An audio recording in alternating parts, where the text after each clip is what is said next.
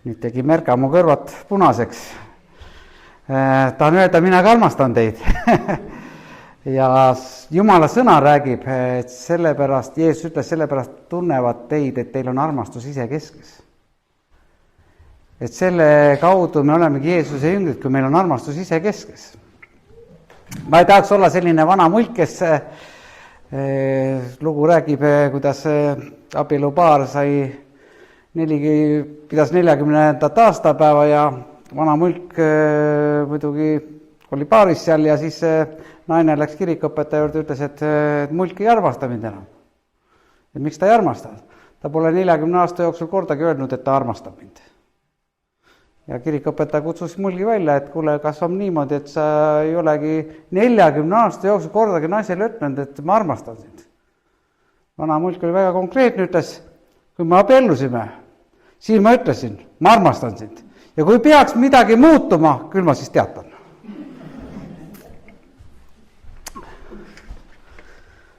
Aga läheme siis täna oma mõtetega jälle...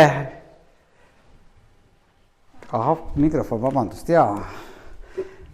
Nii et lähme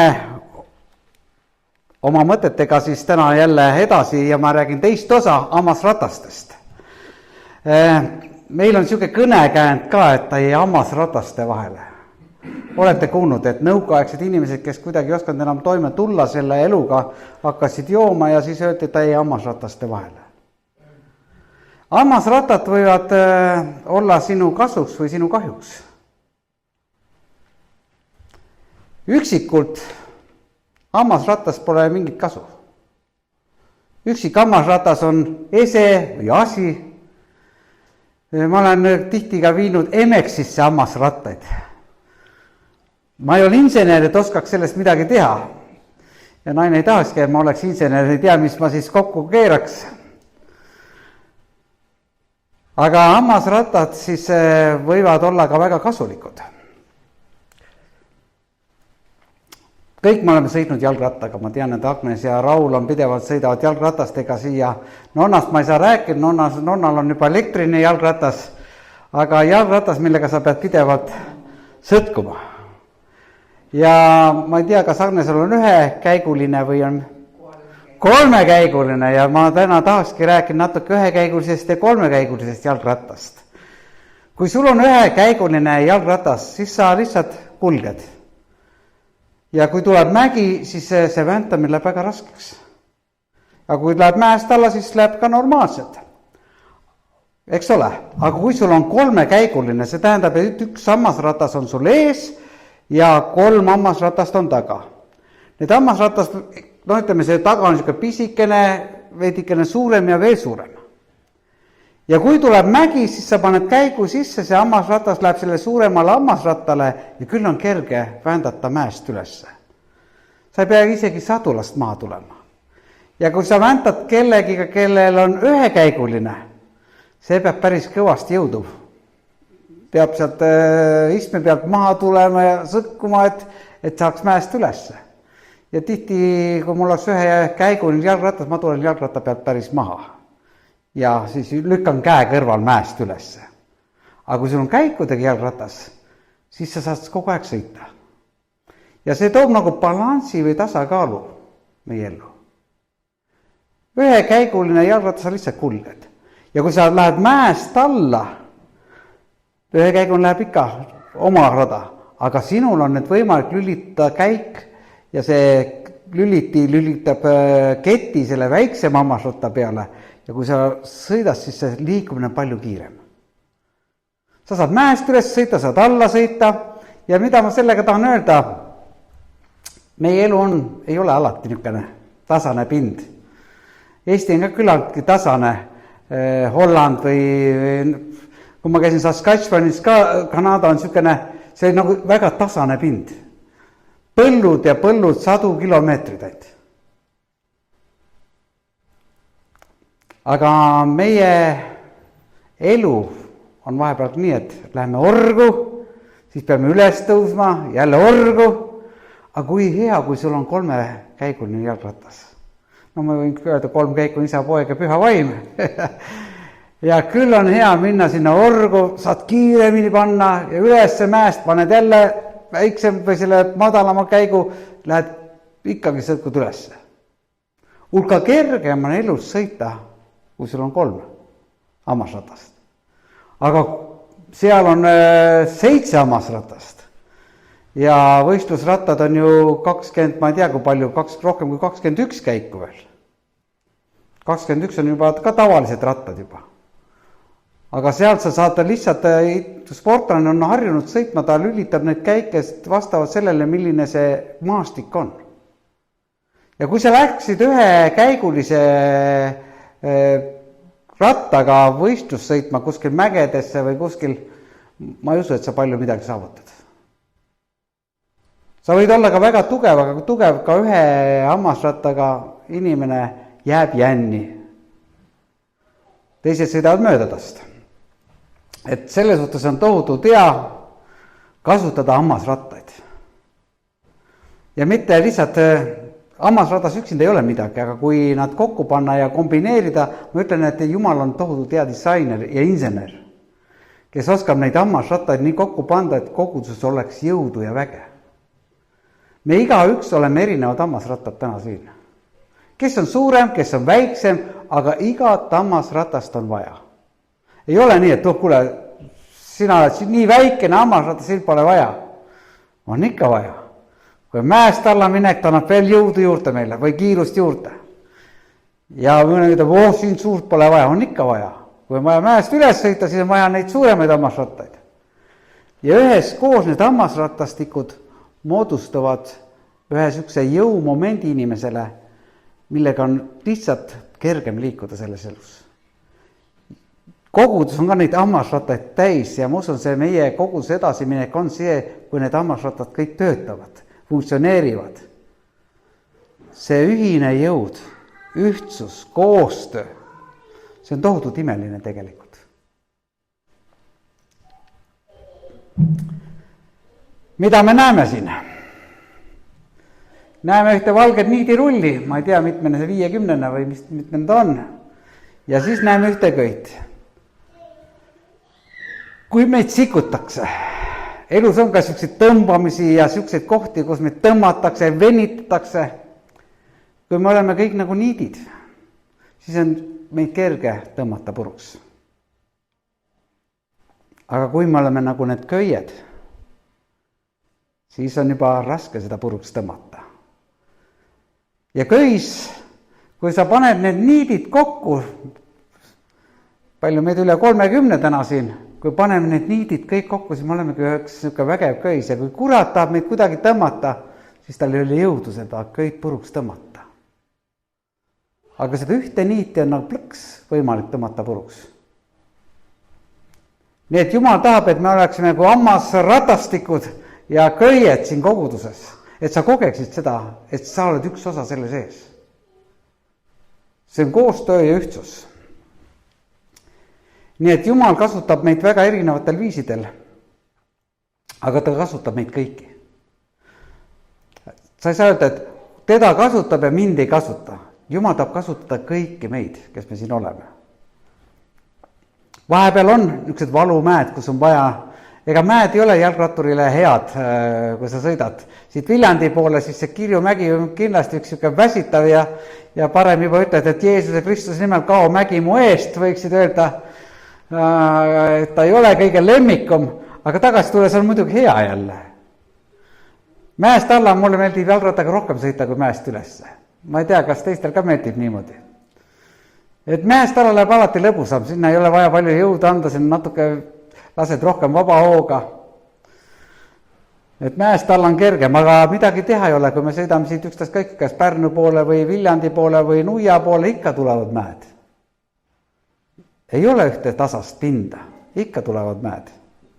Nii on ka meie elus. Ma ei taha öelda, et kui me tuleme Jumala juurde, nüüd oleme peapidi seal pilvedes, seal vati sees, kus on tohutu suur õnnistus ja rohkem midagi meie eluga ei saa midagi juhtuda, ikka juhtub. Ja ma mäletan ühte inimese palvet, väga ilus oli, tema ellu tuli üks raskus. Ja ta ütles, Jumal, ma ei palu, et see raskus kaoks minu seest, aga ma palun, et ma oskaks toime tulla selle raskusega. ma palun sult jumalikku jõudu, et toime tulla selle raskusega. Kui tulevad näiteks, ütleme elus, ütleme siin näiteks äkiline sõda, siis sõda puudutab kõiki inimesi. Oled sa usklik või uskmatu, kõike puudutab see. Aga meie palve võiks olla, Jumal, anna mul jõudu selle raskustega toime tulla. Et ma oskaksin elada nende raskustega, mis minu ellu tulevad. Ei ole mõned raskud niimoodi, käi välja või mine eest või mine minema, ei ole. Mõnikord on niimoodi, raskus tuleb ja läheb veel raskemaks. Aga kui sa koged Jumala jõudu eneses ja seda oskust ja tarkust endas, siis on hea kerge elada. Siis on lihtne elada.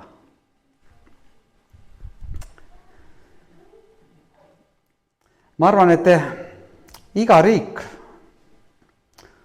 on palunud, võim on palunud, et rahvas oleks ühtne. Ka vald kindlasti tahaks teeb ürituse, et vald oleks ühtne, inimesed oleks ühtsed. Püütakse teha igasugused kontserdid, tõmmata rahvas kokku, et me oleksime ühtsed, aga inimlikud on seda väga raske teha. Kui keegi arvab, et meie iseseisvus tuli lihtsalt loomulikul teel, et lihtsalt me olime nukesed ühtsed, siis kui sa vaatad tänapäeva Eestit, siis ei ole enam seda tunnet eestlastel, et me olime niisugused ühtsed, me tundsime eestlased kõla kõrval, me oleme ühtsed. Enam ei ole seda tunnet. See inimlik tunne tuleb ja kaob. Aga Kristus, kui see tuleb, siis see jääb. See on üks vahe. Ma arvan, et ühe päeva saame kristlastena teha selle Balti keti ümber abja. Tõmbame abja ümber siin käest kinni ja Kuusmaja valmis ja seal 4-5 teenistust päevas hakkab olema, vaata, mis siis saab.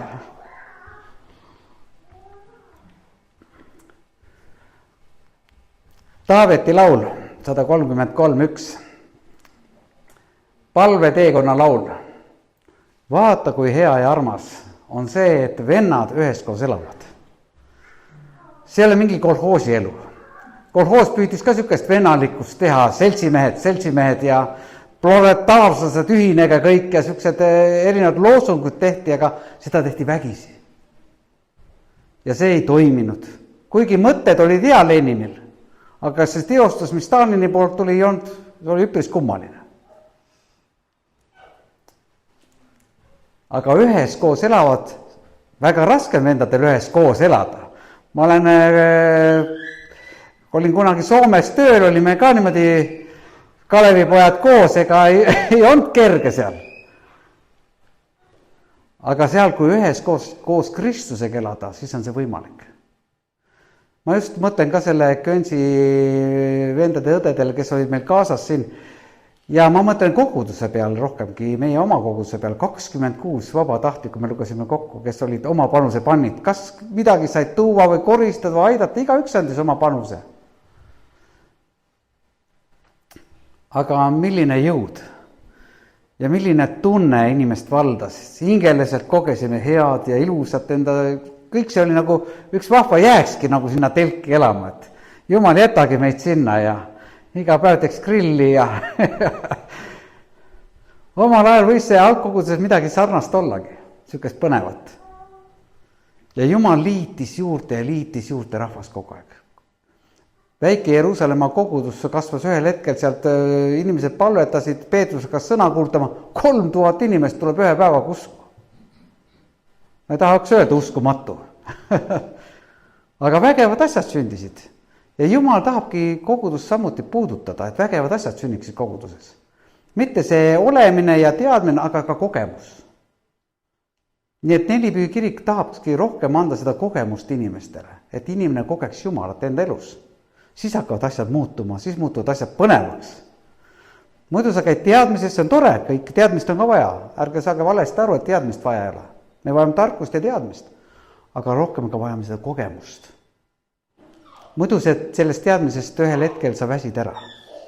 Jah, ma tean, aga kui sa koged, siis on see nagu üks, me olime eile või üleeile olime rootslastega Karksi linnas, mul oli külas 14 rootslast, üks kogudus ja käisime evangeeliumi kuulutamas Karksi nuias. Ja kui ma rääkisin seal, paljud, ma tean, aga sellest teadmisest on vähe. Ja siis see pastor rääkis ühte huvitavat ilmutust, et ta nägi, et tema pea kohal on tohutu suur ookean. No ma ei kujuta ette, kuidas näha seda ookeani, see on ju tohutu suur. Ja siis ta nägi, et ta on nagu see väike tassikene seal. Ja see ookean tuli tema tassi.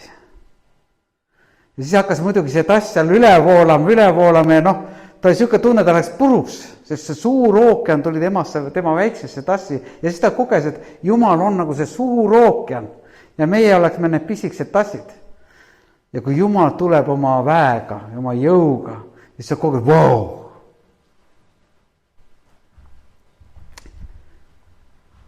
Ma mäletan seda toredat laulu veel, meil on selle kohta ka laul, vaata kui hea ja armas, kui vennad üheskoos elavad ja vaata kui hea ja armas, kui vennad ja õed üheskoos elavad. Ja vaata kui hea ja armas on olla koos Jeesusega.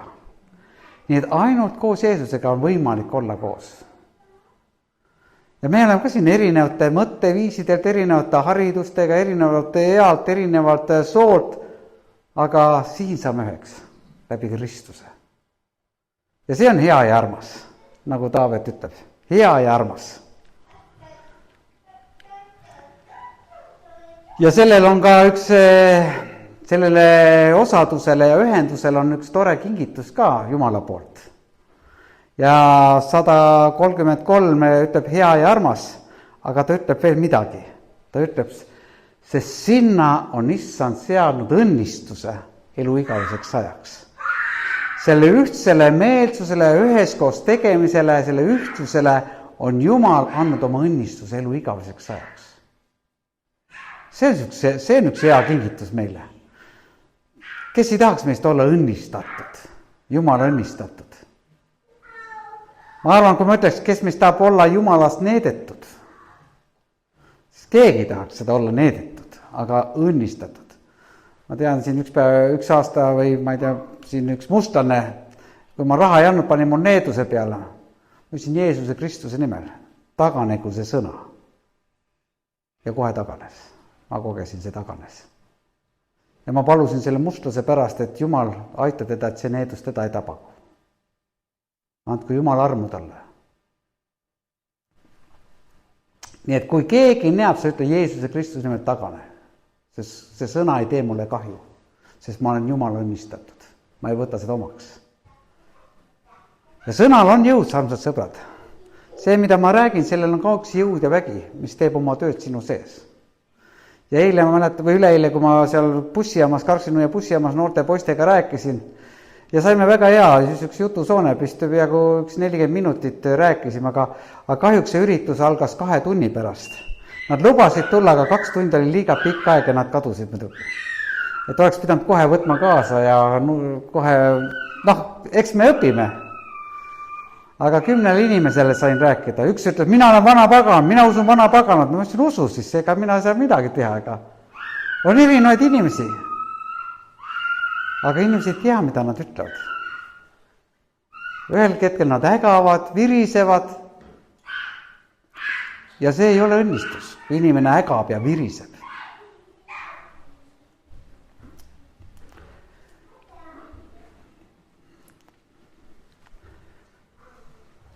Siin on mingi pluss, ma ei tea, miks ma selle positiivi sinna panin, aga öeldakse, et ma pean olema nii positiivne, et ma surnuaias ei näeks riste, vaid plussmärke, et peaksime olema nii positiivsed.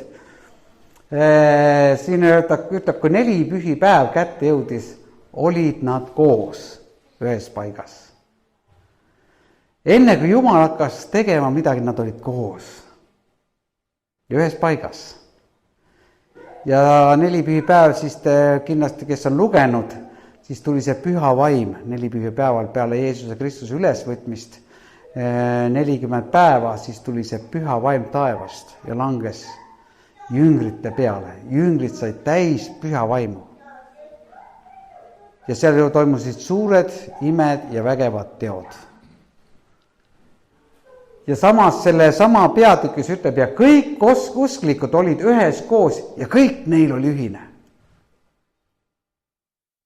Isegi ma mõtlen selle ürituse peale siin, kui me telgi koosolekut, ma arvan, et me lihtsalt tulime ja tegime oma osa. Me hakkame mõtlema, see on minu oma või ma vaatasin, inimesed annetasid, tegid, tõid oma söögiained või mida iganes seal juhtus. Kõik oli ühine äkitselt. Laud oli ühine, panime pikad lauad, kõik oli ühine, kõik tulge lauda. Kui kahju, et nii palju abiarahvast ei saanud osa 5-käigulisest roast, mis meil pakuti siin. Kõigil oli laud avatud. Oli vaja lihtsalt tulla. Võta taldrik, tule. Ei, mida nad mõtlevad minuga teha, pärast hakkavad mu hajus ümber pöörama või mida nad hakkavad. Inimesed siuksed, kurat võib panna siukseid lolle mõtteid inimeste sisse.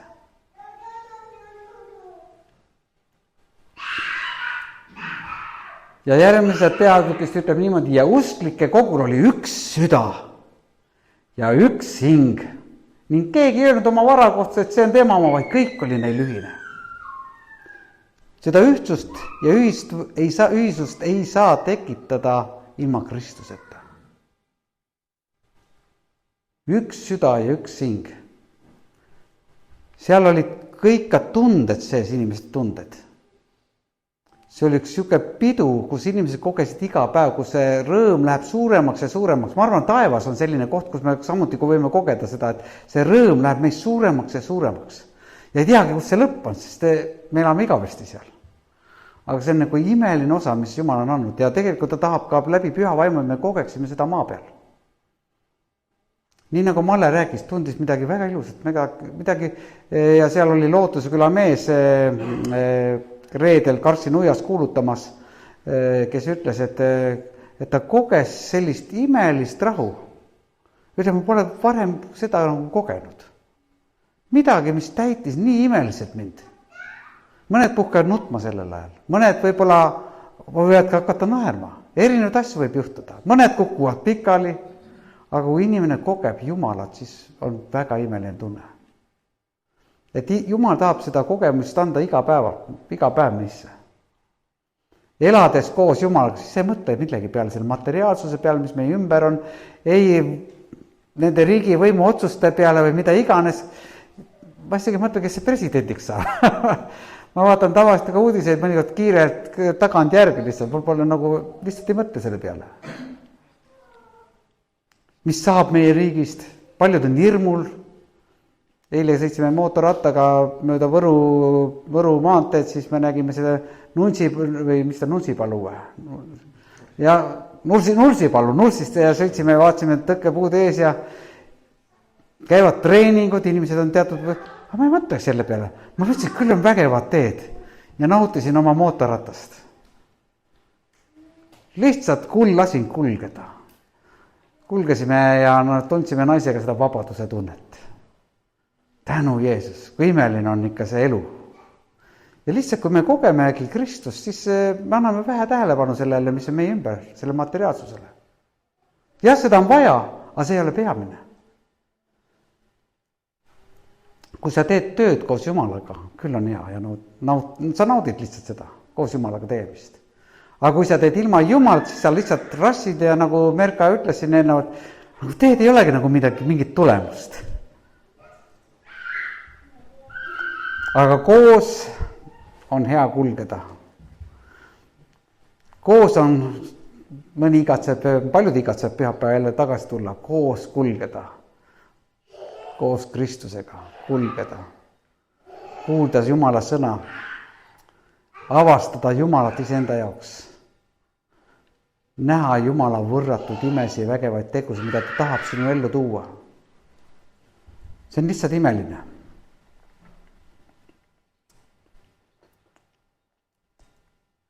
Ühtne tegemine, üheskoos elamine, aga on ühiselt tehtud ka valesi asju. Ja siin on üks piibli kirjakoht, kus inimesed tahtsid omal nime teha. Ja inimesi maa peal hakkas saama paljuks, kui Adam ja Eeva ja kui inimesed tegid pattu, võeti välja paradiisi ajast, aga inimesed ikka sünnitasid ja neid hakkas kasvama ja ühel hetkel ühed hakkasid ütlema, kuule, teeme omal nime, meid on nii palju, et teeme omal nime. Ja hakkasid Paabeli torne ehitama. Et mis läheb ulatub pilvedeni, et kui me ajume kuskil laiali, siis teame, et kus me iganes oleme.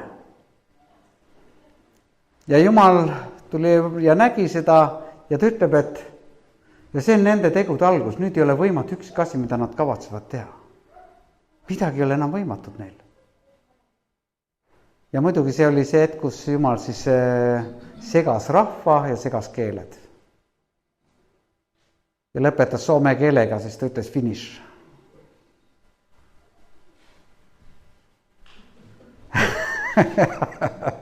Väike huumor sekka. Ja. Aga niimoodi on see elu. Sa võid üksinda ragistada üherattalisel, kasutada jõudu, kui tulevad mäed, sõita tavalist elu, aga sa võid kulgeda seda elu hoopis teistmoodi. Ja tegelikult kogudus pakubki seda ühtsuse tunnet inimestele, seda tuge, üksteise tuge. Võib-olla sul ei lähe kõige paremini, aga sa kuuled tunnistust, kellegi läheb jälle. Ja see nagu tasakaalustab jälle meie elu. Kui tema sai hakkama sellega, küll mina ka saan hakkama. Kui tema sai juba tervendatud, siis saan mina ka tervendatud. Ja see usk kasvab meie sees. Iga sõnu, mis meile kõneldakse, see teeb oma tööd meie sees. Aga tahan öelda, et mina lihtsalt naudin seda Jumala elu. Ja see ei ole mingi niisugune igav kuskil, et seisan ainult ühes paigas ja mõni ütleb, no mis sina ainult nüüd palvetad ja ma ei ole 24 tundi põlvili maas ainult.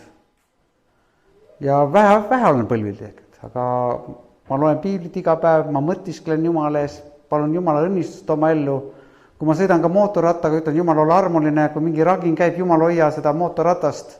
Igasuguse asju võib juhtuda elus. Aga lihtsalt ma palun Jumalat. Kui ma sõidan või teen oma asju, ma lihtsalt ütlen Jumal, aita selles osas või aita teises osas, anna mõistust ja tarkust. See on elu koos Jumalaga. See ei ole midagi sellist müstilist, midagi, et kananahka mulle värisen, et nüüd midagi. See on lihtsalt, sa kulged koos Jumalaga seda elu. Ja sa naudid igat hetke, mida Jumal on sul siin maa peal andnud. Ja ühel hetkel, kui tuleb ära minna, siis kogudus ütleb, Kuldar läks, see oli ilus. See oli ilus. Ja. Tore on ilusti minna, hästi minna. Aga see kõik sõltub ka meist endist, kui palju me laseme Jumalat endasse. Ja kui palju sa tahad ise oma elu elada. Jumal, kui sa tahad ise oma elu elada, ega Jumal ei sekku. Jumal ei ole selline vägivaldne, et ta püüab millegagi sekkuda. Jumal lihtsalt armastuses ütleb, et parem, kui sa seda ei teeks, parem, kui sa seda ei mõtleks, parem, kui sa sinna ei läheks. Ta annab alati instruktsiooni, mis on sulle parem. Aga ma tahan, midagi teha ei ole. Sinu valik. Aga Jumal tahab, et sa valiksid häid asju, et sa võiksid elada oma elu tõesti sellises naudingus, kus sa võid öelda, et Jumal on minu issand. Ja Merka tegelikult esimese salmisega ikkagi julgustas mind väga, kui ta ütles, pange oma lootus Jumalale. Minu lootus on Jumal. Ja ma tean, et lootus ei jäta mind häbisse. Minu lootus on Jumal ja lootus ei jäta mind häbisse. Nii et elus on nii häid asju kui halbu asju. Sa võid seda kulgeda siis seda elu üherattalisel või mitte üherattalisel, ühe hammasrattaga või 3 või 7 või 21 või mida iganes. Aga mida rohkem hammasrattaid, seda tugevam on jõud. Jumal on tohutu hea insener, ta oskab sellest teha ka 50 käigulise jalgratta meile. Mis sõidab ka nonna sinu elektriratast mööda. Nii et Jumal teeb vägevaid asju, sellepärast ma toetan Jumalale. Ja Jumal tahab, et Jumal on disainer, ta oskab disainida neid asju nii hästi. Ja ühel hetkel näeme, kui vajalikud me üksteise jaoks oleme. Ja mina ei saa öelda, et näe, pöial, sa ei ole, näe, nüüd läksid puruks küün ja nüüd mul sind vaja ei ole. Ma ei ole nii hull, et raiun kohe pöidla maha. Ikka on vaja teda. Ja mida hellam on asi, seda armsamaks see muutub. Sa ei vaata, ei imetle oma suurt varvast seal soki sees, aga kui sa oma ukse lävele oma suure varba ära lööd, siis muutub ta väga armsaks sulle. Ma ei käi ja puhu kogu aeg talle peale siin, aga kui juhtuvad momendid, siis ma puhun küll. Kui ma jõuan puhuda. Aga selge. Aga ma ei tahakski palju rohkem rääkida. Ma usun, et need terad, mida ma teile andsin, et need valmistavad oma teed sinu sees, annavad sulle valgust sinu eluradadel ja sa võid kogeda Jumala headust oma elus. Aamen.